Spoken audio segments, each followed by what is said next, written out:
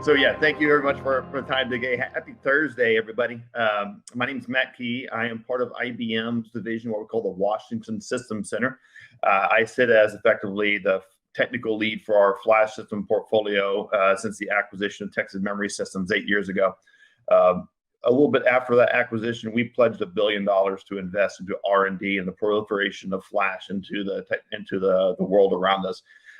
While I'm here to talk about multi-cloud, I'm going to talk about it from a ground-up perspective, where there's still huge value props in leveraging the on-prem and off-prem ecosystem together as a solution to your environment. But here we are today talking about the technology. What we're delivering is IBM. As IBM, we are a much bigger animal than simply the on-prem storage solution or even the storage software solutions. The world of our IoT, our analytics, Watson, what we do over in quantum, certainly big pictures, IBM.com pictures. But in this case, we're going to talk primarily around the world of storage and what we do in the multi-cloud arena right now. With that, I want to talk about our solution and how we work with clients today. And that's this big picture right here, right? The multi-cloud scenario where I've got traditional IT, private cloud, and of course the public cloud offering. That solution is kind of ubiquitous amongst vendors right now. And so that's effectively not the story we're trying to tell. Yes, I can run traditional IT, I can run private cloud, and I can have this association on to an off-prem solution for data consistency, for failure domain, blast radius, data migration, whatever you want to leverage that. But the big picture here is I want to be able to provide a commonality of systems, commonality of interfaces, commonality of skills to bring all this together. And while that on its forefront is kind of, status quo, it is not the pivotal story here yet. The piece that we have to bridge is not the fact that, yes, there is a horizon of public cloud solutions out there, refactored applications into containers that I can coexist running on-prem. The solution here that I'm talking about is time. In order for me to embrace the agility and some of the elasticity of public cloud, I have to evolve. Now, everybody's got the capacity growth issue. Everybody's got regulatory issues that are continuing to bring up more complexity in their environments. And those regulatory issues may be actual government instituted, or may be just, how do I manage multiple copies of data? Where's my data going to be available at certain points in time? What references or what point in time references of those data do I need to leverage? But all those pieces come into a growing requirements and growing capacity needs at a flat budget. And that budget isn't the crux of the issue. As a vendor, we can continue to lower our costs and increase our flexibility. That's pretty easy. Number one, we increase our density. And number two, we just expand more of the investment into our software. The biggest picture of what we have to do here is compounded by the shrinking, flat or shrinking headcount that has to administer our systems. Right, because where I'm talking about 30% year-over-year data growth, well, that's not just 30% year-over-year data growth against a flat budget. That's 30% year-over-year data growth against the same or shrinking number of heads, which compounds into a risk story, right? So what we do as IBM is embrace a model of simplicity, and a model of simplicity that's tied to over just delivery of service, but also into the risk aversion of what we do as big systems. Because what we do as IBM is big systems, and that equates to a big basket of eggs. While we can literally increase the capacity, we have to logarithmically reduce the risk of these systems. And by making these elegant systems easy to buy, easy to use, easy to refresh, that gives us into a capability, or essentially a human capacity, to transition our skills from traditional IT into this private cloud. Okay, because I can look at public cloud offerings as, hey, it's wonderfully elastic. I can actually do more with fewer people. The cost implications of running persistent storage in public cloud, if you haven't seen, are pretty outlandish. So I can embrace public cloud as an extension of my on-prem, whether it needs to be on demand for DR, or maybe it's a Black Friday compute need, or something on the network side. I can embrace all that, but my true economics coming from being able to run my infrastructure on-prem for the meat and potatoes of my environment, and just embracing the I don't want to say elasticity again, but the agility of being able to spin up applications in minutes to hours rather than weeks of department to department handoff. So I'm going to talk primarily around how we're able to do this, but fundamentally the big thing that we're selling is storage, is time, and be able to refocus. While we support all the traditional IT, the people that support traditional IT are the barriers to success. Not the fact that we want to certainly not get rid of them. We want to have them extend their skill sets to embrace the private cloud infrastructure, because we don't just get to flip a switch and say, voila, we're in Kubernetes. We have to support it. We built the cart. We need those people to be the horse to pull that cart going forward. And so that's why I am talking about flashSystem today primarily. And the thing that really makes flashSystem shine is that Spectrum Virtualize storage operating system that's integrated into the appliance.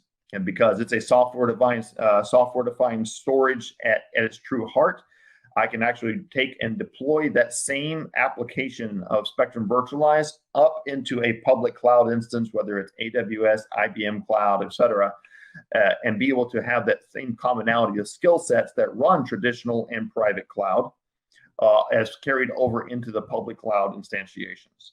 Now, that is not unique also to the Spectrum Virtualized block storage world. We also do it over in the object and file space world too. We look at Spectrum Scale as the mother of all file systems out there. And then our CleverSafe acquisition we made a few years ago, that's now IBM Cloud Object Storage, also be able to coexist and leverage the elasticity of on-prem and public cloud as needed.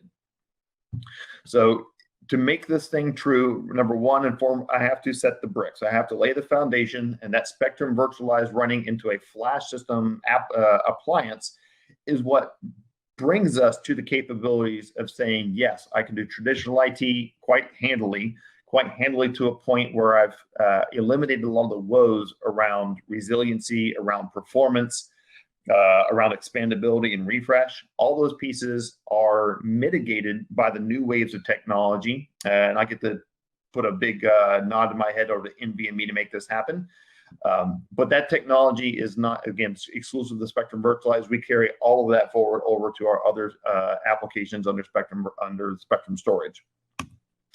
So we start this thing pretty easily with the story of flashSystem. Can be small, it can be medium, it can be large, it can be full elastic off-prem, right? That flashSystem being able to carry on that Spectrum Virtualized code stack, something that's got 15 years of heritage in it, has seen protocols come in and go. We've seen fiber channel over Ethernet come in, and now we've deprecated fiber channel over Ethernet. We talk about NVMe coming in, and now what NVMe is over on the forefront. RDMA extensions over for the Ethernet world. All these things come into play as we've had this architecture in place for our Spectrum Virtualized systems, and be able to integrate it into a appliance that not only provides the storage services, but the media with it. We can actually do an integrated supply chain and full stack solution here that is pretty awesome from the storage perspective, right? So we'll talk more about that in just a second, but it's a case where once you're in the family, like once you change your last name to flashSystem, then you actually get to have a pretty broad range of data portability and data mobility, right? So I'm able to grow up, I'm able to grow out, I'm able to grow down, even all in the same namespace. Be able to have the relationships between systems, between multiple sites, whether those sites are more of your facilities or those sites are over in off-prem solutions. So these building blocks you see here are little 2U building blocks. We still sell nearline SaaS, but we've, through cost equivalency, destroyed the offering of 15,000 and 10,000 RPM disks now. We had a shift here in February of this year where we embraced the latest 96-layer NAND, and we've been able to undercut not only the value of 10,000 RPM disk, I'm able to deliver the last mile of spinning disk use for performance was that sequential bandwidth. So if you have the big analytic workloads, to say, hey, I can get sequential bandwidth for much lower price than what I could do with flash, because at the end of the day, I've taken out the seek penalty. I am now undercutting the sequential performance value of spinning disk by 80%. Okay, so be able to say, hey, NVMe has brought in a new flavor of performance efficiencies, has been phenomenal for us. So now I still sell spinning disk for effectively data you're not using.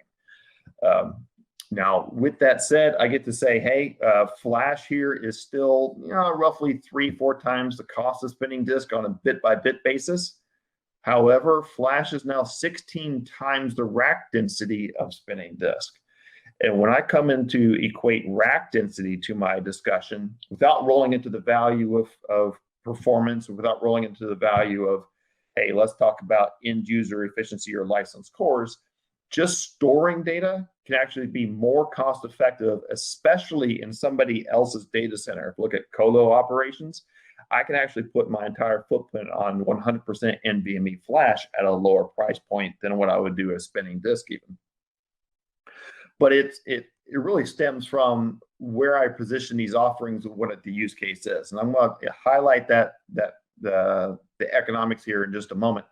But starting from the entry level, we've got the old SaaS model here that we've kind of just rebranded as a storewide system into a 5,000. Our 5100, 7200, and 9200 platforms here are all NVMe based. And we highlight NVMe not primarily for the performance. It's one of those things that's effectively given. You go to a bandwidth per drive that's more than 3 times, or effectively 3 times the uplift of all drives versus the shared 12 gig SaaS model, then I'm able to do some pretty cool things on performance, and that's kind of inherited with the technology. More importantly, what we can do with NVMe is implement some vendor-specific material between what we do as a storage operating system down to the underlying media.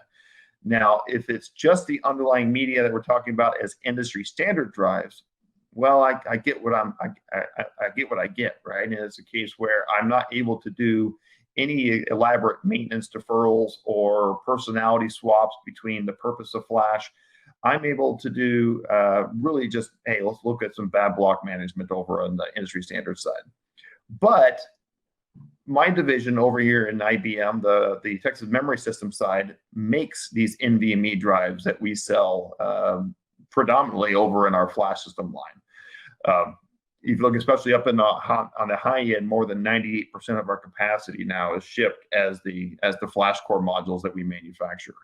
And with flash core modules, we're able to take the value prop beyond just the, hey, it's not just performance we're talking about here. Let's talk about resiliency. Let's talk about efficiencies.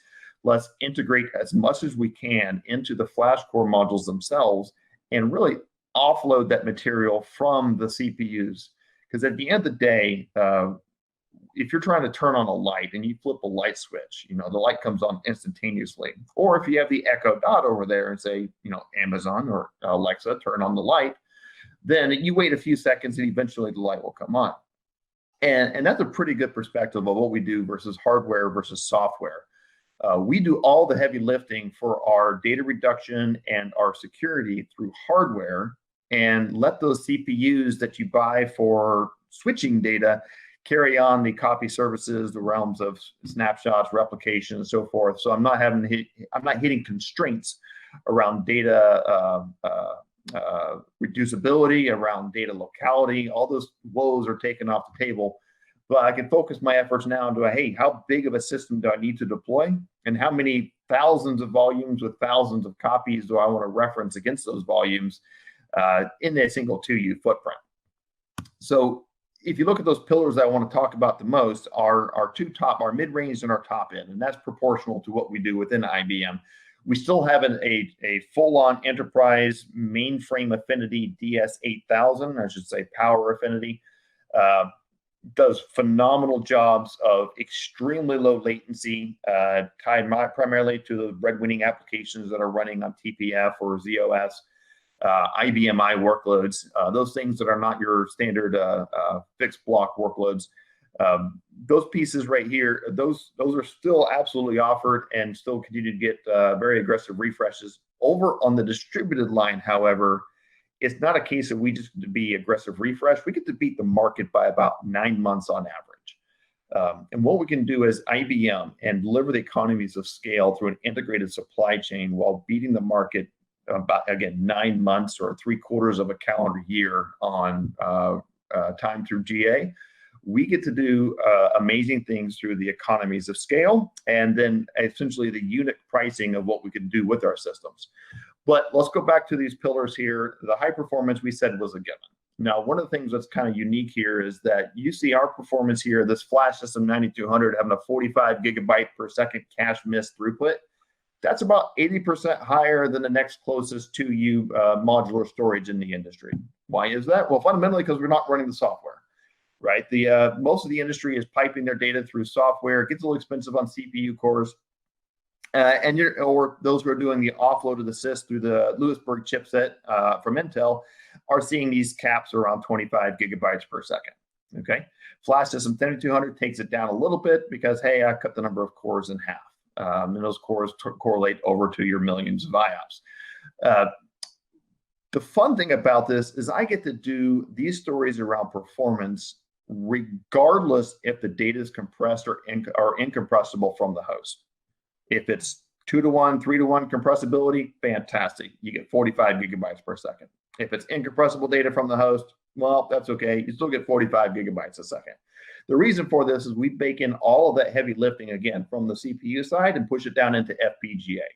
And when you take something out of running millions of lines of code into discrete hardware logic gates, I'm able to run effectively at a ratio of 10-to-1 between software cores and a single drive, a physical drive. So if you look at this thing as, cool analogy here is saying 24 drives is about the equivalency of 240 of your high-end Xeon cores running the same services.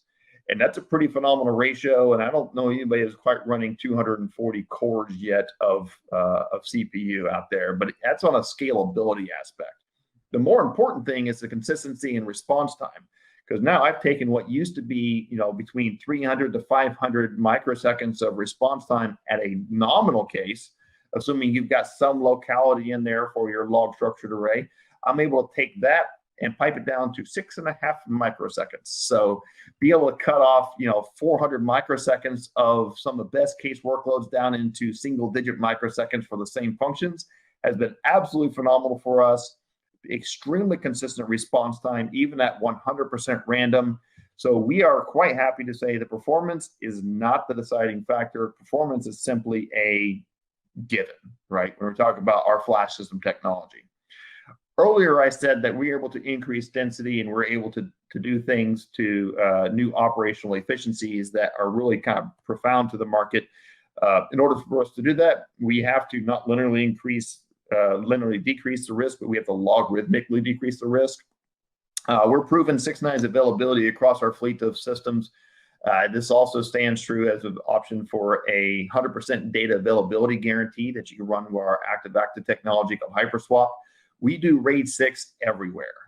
We do not do single drive RAID protections. We do not do fixed RAIDs anymore. We just do erasure-coded RAID 6, extremely fast rebuilds, extremely high performance, high throughputs, while still sustaining low sub-millisecond response times.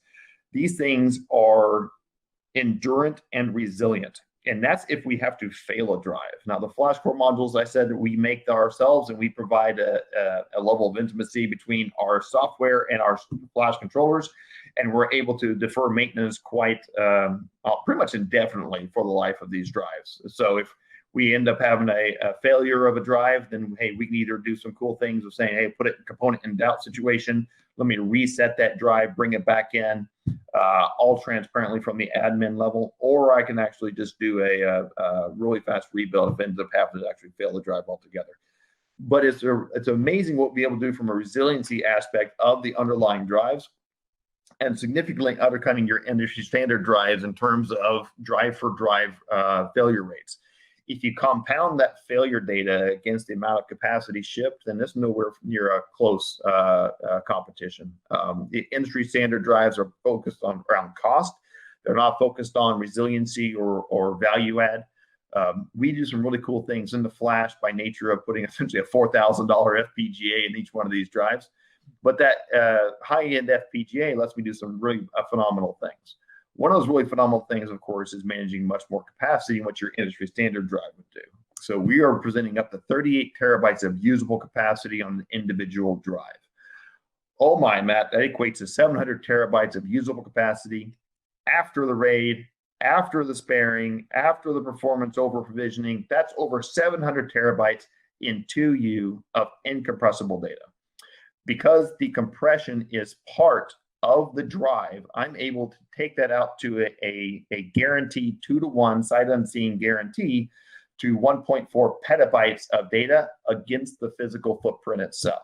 Now, because we're not doing software data reduction, because I'm not trying to leverage dozens and dozens of CPU cores to drive this, I do not have to invest, I do not have to expense a lot of metadata. I do not have to expense a lot of capacity on the back end to make this stuff work. So our 2-to-1 is against the physical capacity or against the usable capacity here. It is not a 3-to-1 or 4-to-1 against a 60% of what's net usable from software-based solutions. So you take this out and say, oh, a 3-to-1 against this is against the data, not against the capacity. Whereas IBM, we carry that out to be against 100% of the usable capacity. We make it simple to use. We make it quite resilient. We make it operationally efficient. Again, we all bells and whistles, pretty much not just what IBM offers, but that what IBM offers is pretty much everything in industry. So your vVol support, your container support, all of your copy services. If you want full-on clones to a separate storage shelf, then by all means you can do that. If you want space efficient snapshots, so I can only increase the amount of differential capacity needed for each reference read-write copy, more power to you. I can even bring in the ability to run data reduction and encryption against third-party storage. That's a feature that's fundamental to the Spectrum Virtualize software. I don't get the full integrations as I do naturally with the FlashCore modules, but I can still put all the copy services value prop against anybody else's storage. And then, of course, the support side of it is one that is absolutely phenomenal. The Storage Insights, our cloud support model for support has come in a few years ago. It has been phenomenal for us from not only be able to do a very, very in-depth reporting against the environment themselves, but also take the analytics across multiple exabytes of capacity out there to give customers a true AI-driven experience on failures and proactive maintenance. Every machine comes with a technical advisor, essentially your post-sales liaison. We do the firmware upgrades for you. We white glove these babies. I'd say support is one of the biggest things that you've seen IBM really shine over the past 3-4 years. Where it had been the story prior to that, admittedly. But now it's a case where you have a ticket and the system doesn't open it up for you automatically. You can go in there and open up a ticket in 5 seconds. All the level 1 entitlement, calling up 1-800-IBM. That stuff kind of gone the way of the dodo. Now it's a matter of I click in my web page for the web supported Storage Insights. That's hosted as your private instance in IBM Cloud, and I open up a ticket within seconds as opposed to the 30 minutes level 1 entitlement. And then I'm happy to say that we are actually celebrating here in 2020 10 years of transparent refresh. So if you were to go back to 2010 and you were to deploy a 6 gigabit version of the old V7000s, and then cross over for the 12 gigabit, then the NVMe, you could follow that software line and embrace the transparent refresh all the way back to 2010 into a flashSystem 7200 or 9200 side without embracing any kind of application or host level impact. We made a strategic decision back in 2018 where we're going to align this flash system technology. And we said, you know what, this mid-range and upper mid-range areas are the ones that are the largest market. So we made and solicited the proposal here. Let's align up with that group so people can grow from their big hybrid systems into their big all flash systems. So what I want to call out here before I move on is this operational density is made true by this ability to run this 96-layer flash that we launched in GA back in February of this year. At this point in time, we have undercut the value of tiering. We are not trying to tier down into lower grades enterprise disk. We have the ability to do storage class memory. It's a tough sell at the capacities that's offered right now, so cross your fingers as these come to more appreciated terms. But it's also a case where when we drive the data reduction through hardware, we're able to undercut the value of software-based data reduction.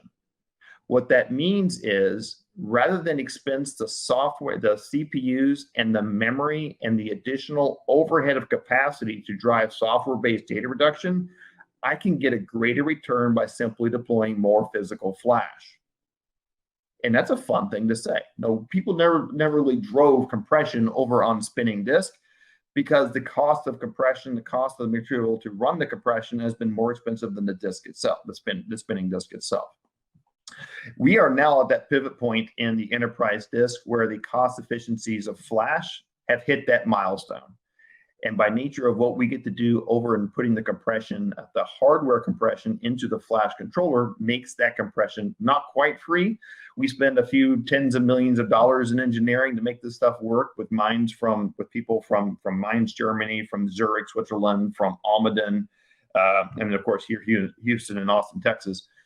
We put these big brains to work, and we've been able to do some pretty phenomenal things when it comes to cost efficiency. When you take this story of what we're to put together into an appliance, not only do I come extremely resilient and extremely cost effective, I am now positioning 100% all flash, IBM managed, all bells and whistles of software at a lower price point than off-prem object storage. So what you look at from an S3 protocol into an off-prem solution, I can now do with native fiber channel attachment now, or even IP replication over to a colo facility at a lower cost. Now, what that changes from what you back up to may be one thing, but more importantly, it's a shift in how we do cyber resiliency. Cyber resiliency is one of those pieces that's quite heavily hit, especially in the healthcare regions for whatever reason. They seem to be the focal point right now. I have about 2 or 3 conversations every few weeks with our healthcare clients and to deal, hey, we're dealing with another malware attack. We're dealing with another attack of some sort here and there. When you work with a 100% all flash, essentially 100% NVMe all flash solution as a DR target at a lower price point than what you would do from traditional archival or off-prem storage, then I'm able to do point-in-time recoveries. I'm able to do, let's do snapshots every 15, 20 minutes if we want to. And so I have disaster strikes 12:30, let's roll it back to 12:15, right? I have incremental point-in-time recoveries, but also have restore in place or recover in place opportunities here too. So the means of trying to recover multiple terabytes, hundreds of terabytes, petabyte scale data sets into an on-prem solution is really time prohibitive, right? I'm not going to pull in 300 terabytes of data off a multiple, 2 10 gigabit links up to public cloud. It's just going to take flipping forever. But if it's a case where I can restore in place or restore over a much higher bandwidth, essentially a 32 gigabit fiber channel material, then I'm able to do some really cool things when it comes to the cyber resiliency story. And it's not a case of just isolating that capacity for the cyber resiliency. Those those snapshots over on the DR side are full read-writeability, right? So I'm able to do those point-in-time references without the uplift in capacity. Take a snapshot of a snapshot of a snapshot if you want to. Modify the man in the middle. We've got some amazing what we call flash copy. We've got some amazing snapshot technology inside these systems that allow you to do read-write to man in the middle, cascade, multi-target, whatever kind of relationship scenario you want to do. And it's all done behind the scenes. I mean, the box is incredibly easy for the suite of features it provides. And if you wanted to have multiple sites of resiliency, if you wanted to have 2 sites of being highly available and a 3rd site being an asynchronous copy, more power to you. It's all there nowadays. It's really a case that we want to provide a resiliency of service, but at an effective operational density that we can say, hey, let's go into the new world of multi-cloud, because the ways of traditional IT really don't need to be so complex. We don't need to tier. I don't need to have different systems for different opportunities over there so much. Now let's just talk about 100% NVMe everywhere, because right now the economics warrant it. All right. So take this a step further. Let's look at the software real quick. And real quick, as I go, there is a chat session, I believe, opened up. I've got the little panel over here. Just questions that arise, please let me know. I'm more than happy to dive deeper on it. But the Spectrum Virtualize code itself is one, again, it's got 15 years of heritage into it. It's seen lots of code come in and seen lots of code come out. Matter of fact, just for NVMe alone, we took out 23% of that code stack. So working with the integrated NVMe appliances, be able to cut off a significant amount of code gives us, hey, leaner code, lighter data path, fewer state machine pieces to have to work around. But when you want to bring in third-party storage, I still have the ability to provide all those copy services over to Fiber Channel or iSCSI attached, whether it's for bringing data in, whether it's for applying those services to third-party storage, or even in the case where I want to get out of flashSystem, I have the ability to do the virtualization and do a transparent data copy from the internal NVMe to anybody else's external block storage. So that's all pretty cool stuff. And if I want to keep it long-term, then of course I can do automated tiering. I can have static tiers, whatever I want to do there. The system is incredibly flexible. I got a client I'm working on that's all traditional IT, all traditional Fiber Channel. They are literally at the limitations of scale for Fiber Channel. Go back, Mr. Slide. So what we get to do here is leverage the Spectrum Virtualize software to bridge, going from a world of traditional IT and broadening out to the horizon of Ethernet. And in that Ethernet protocol, supporting both traditional iSCSI as well as ICER, which is iSCSI extensions over RDMA for those blessed people who are riding the 25 or 100 gigabit bandwagon. With that lossless Ethernet, you get to go to zero copy support and essentially guaranteed packet delivery. So with that, I can actually take Fiber Channel native systems and provide Ethernet-based access that is non-compromising to a degree, you know, separate from the world of TCP/IP, which has its elongated performance issues. Okay. I'm able to bridge over you into cloud even, right? So the Spectrum Virtualize software that runs inside flashSystem is the exact same software that runs up in AWS, as well as over an IBM cloud. On IBM cloud, I get the luxury of running that against a bare metal, not essentially a containerized app. But it's a case where I have the elasticity. I can grow, I can scale up, I can scale out. I can do those independently or together into the same namespace, and be able to say, hey, I've got Black Friday coming up. Let's spin up, you know, the few hundred terabytes up in public cloud, and let's ship the deltas only back on-prem. So when I'm talking about my relationship with public cloud, since, you know, Dell, HP, and Supermicro don't really have the same policy of being able to return 2,000 servers after a week of use, then by all means, let's leverage public cloud for those resources. And then when I come to manipulate that data, let's go ahead and keep that relationship and ship the deltas only back on-prem, right? Let's use a couple hundred terabytes of public cloud. Let's manipulate a couple of, you know, tens of gigabytes, a couple of terabytes maybe, while at the same time have it replicated back to your on-prem storage for long-term persistence. So by all means, that Spectrum Virtualize in cloud is certainly elasticity or a piece of tool, a tool in the environment that we can continue to leverage. Data reduction is also there. What we do is software-based data reduction. Again, that log structured array I talked about earlier that we don't do with the FlashCore modules, but we can do it on anything else. Brings in very high degrees of data reduction. I can also do automated tiering. So if I own different classes of EBS storage as an example, I could actually have automated tiering go up in public cloud, same way I do as on-prem, with the full data reduction suite across the entire suite of entire pool of capacity. And then, of course, here's the encryption piece, be able to provide an AES 256 encryption regardless of whatever the backend storage is. I'm able to do the FIPS 140-2 on the IBM FlashCore modules. But if you have a case where I need to go encryption everywhere, I got a lot of investment into the storage system, let me bring the encryption value to you and still preserve those value props. Okay. I am also on the Ansible bandwagon. So if you haven't done so already, Ansible is a wonderful tool set to bring into your environment, especially as we work with a lot of customers who are essentially flattening the hierarchy of their IT. You know, instead of being discrete storage teams, It seems now that it's maybe a storage focal, server focal, network focal, but all in the same teams, all the way up to virtualization and even some of the applications themselves. So Ansible is there across our systems. We're able to provide not only the block storage functions through Ansible, but of course through the Red Hat Automation Hub. You can pull in all of the other modules and even all the third-party stuff you go out there on Galaxy. So get your automation skills not only for the storage itself, but take it for the full stack. It's pretty easy to automate storage, right? If I'm talking one language, that's a couple hours of work.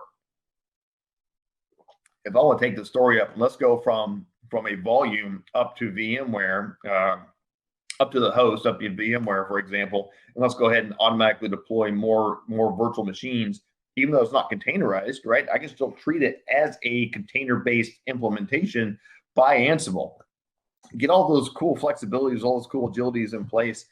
Ansible is one of those great tools that kind of set the stage for continued evolution over in the automation phase. We'll see if Terraform comes into play as the next big thing past Ansible. But it's always a case where we started off as REST API, then we get into OpenStack, and then from OpenStack, we roll into Ansible. Maybe Ansible rolls into Terraform, and all the investments that we make prior get preserved as we continue to evolve the automation story. So yeah, we're quite happy to say that the Ansible support is there. A small partner of ours only costs us about $34 billion to be able to say Ansible is part of the portfolio. But it's certainly one of those key factors we would talk about when we do multi-cloud. Okay. The Storage Insights piece I mentioned earlier is our cloud-based support model. We include this with every system that you buy from IBM. All right, we actually do some pretty, from a vendor side, it's foolish. From a client side, it's wonderful. So we do an enclosure-based license on this piece that just makes it a no-brainer. I spend more, even this year, I spend more in gas than what you would spend for Storage Insights for 3 years. And what that investment is every data point that we collect from the telemetry of your system, whether it's individual volume performance, individual cache utilizations of a volume, or even on a controller, the system, I can look at front end, back end utilizations. I can look at what each of the 64 cores of a 9200 is doing. All this accumulates into 23 million data points a day that you don't have to worry about. They're just piped up every 5 minutes into IBM Cloud in your own encrypted instance. But from that, you're able to derive, some of the native reporting. But if you wanted to make custom reporting on individual applications, let's say I wanted to see all of my data store performance across all of my arrays. Well, more power to you. It's not confined to an individual array or confined to an individual volume. I can just do some pretty cool regular expressions, and voila, I get every single data store that begins with an ESX convention. I can roll that into a report to my VMware guys or to my virtualization director. I can do some amazing things here on the reporting, as well as the reclaimable capacity, utilizations, chargebacks, showbacks, all baked in, part of the system. We are doing, just 1 second, I wish this slide could go a bit quieter. Storage Insights is one that has cut our support costs tremendously. So we are not trying to make money on this stuff. This is a win-win for everybody.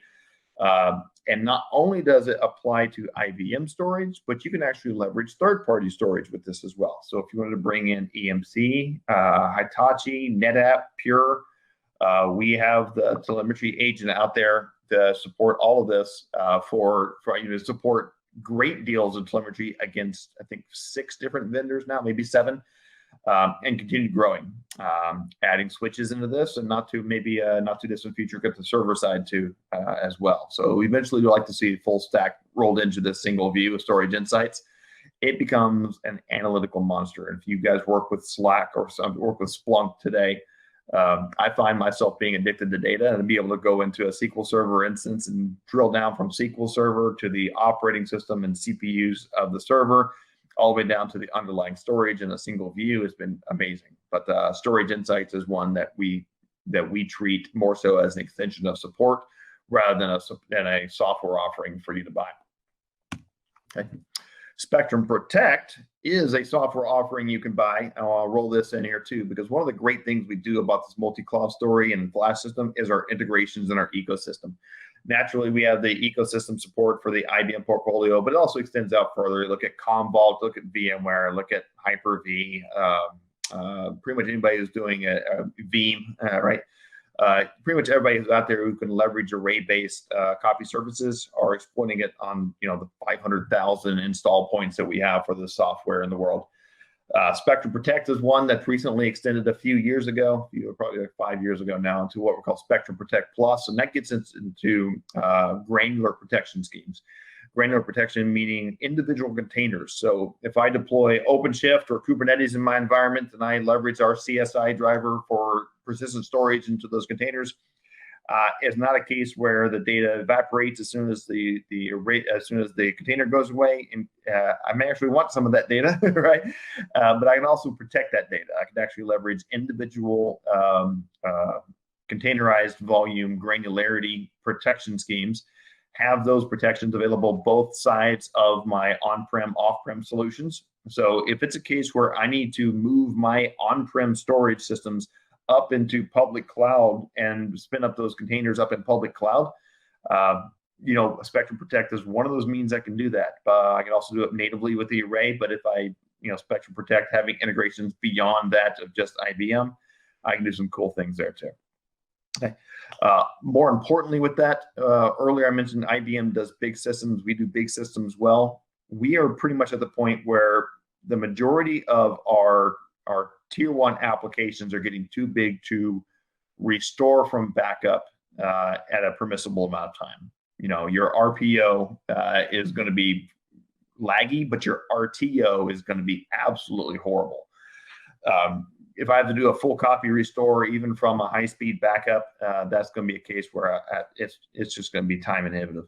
So Spectrum Protect lets me leverage some of the application-aware capabilities of our applications, and we also tie in other features like what we call copy data management that's OEM'd by IBM. Be able to do some cool things where if I do have to do point-in-time recoveries of an application and do that restore-in-place story I mentioned earlier, doing it from just the array is one option, but you have to look at these fairly magnificent log replays if I have a crash consistent recovery scenario. If I'm working at multiple terabytes, tens of terabytes for a data for a single application, I do not want to go into a crash recovery scenario. I want application consistent recovery, and that's where Spectrum Protect, CDM all come into play.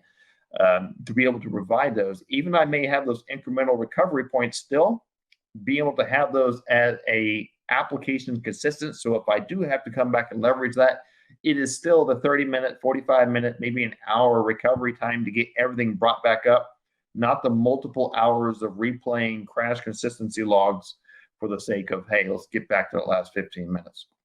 So Spectrum Protect is one that is highly encouraged. You can actually look at what we do in storage software as being predominated by the ecosystem around us, not the actual media itself. So earlier I talked about how cost efficient we are. We're not selling stock on our block storage. Our money is made through the rich variety of storage softwares, Spectrum Protect being one of them. What we do is Spectrum Discover over on the metadata footprint. We don't go out there and wrangle in some intelligence from the data out there using metadata of metadata. Is pretty awesome, especially if you get into multiple petabyte scales of unstructured data.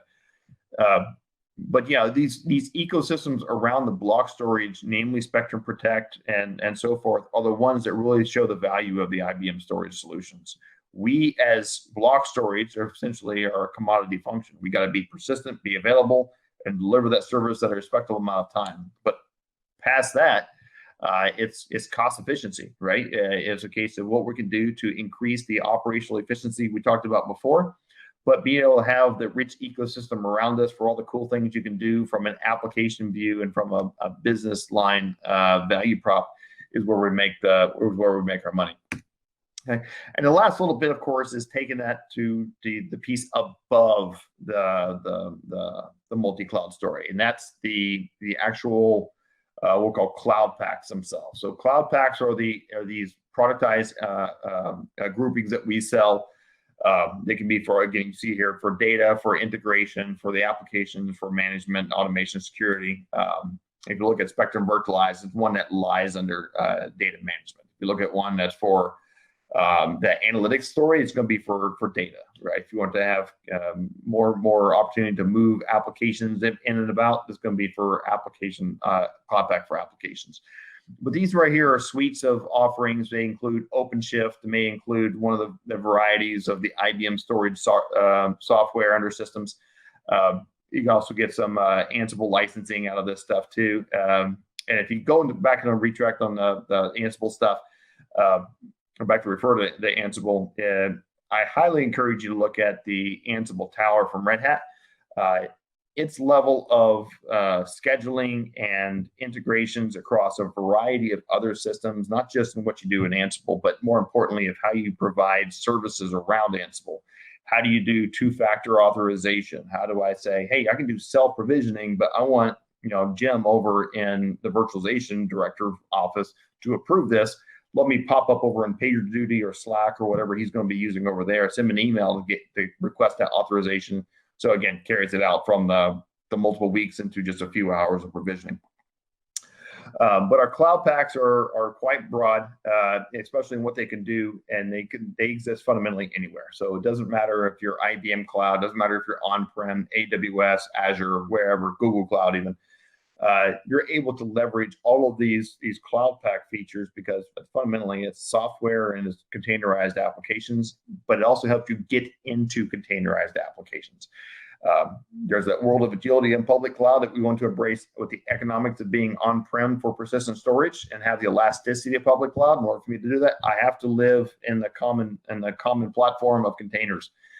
So we are doing everything we can to make it easy for customers to help refactor their apps going into containers, whether it's a straight refactoring and go into cloud native storage, or it's one where you leverage CSI on the block storage underneath. Whatever means for you, we've got a solution for you and help make that change or that evolution easier. But fundamentally, we simply have to have the time to make that change. So with that, I will reemphasize that when we sell block storage, we're selling time. When we sell the software, we're selling the flexibility and essentially the ability to broaden the horizon of the ecosystem and increase the amount of data that each person is able to essentially be responsible for or administer in their environment. So open up for questions here. If any questions, by all means, pop them into the chat. We thank everybody for their time today. My contact information, I think, is going to be shipped out here lately, but I'm sure it's pretty easy to find. Talk to the folks here at Envision to get your account rep for network tech and be able to say, hey, let's dive deeper into the IBM offering, and we're more than happy to set those meetings up with you guys. There's no questions at this time. Thanks for the presentation. Fantastic stuff, like usual. So. All right, thank you very much, sir. Look forward to what you guys have coming down the pipe for 2021 as well.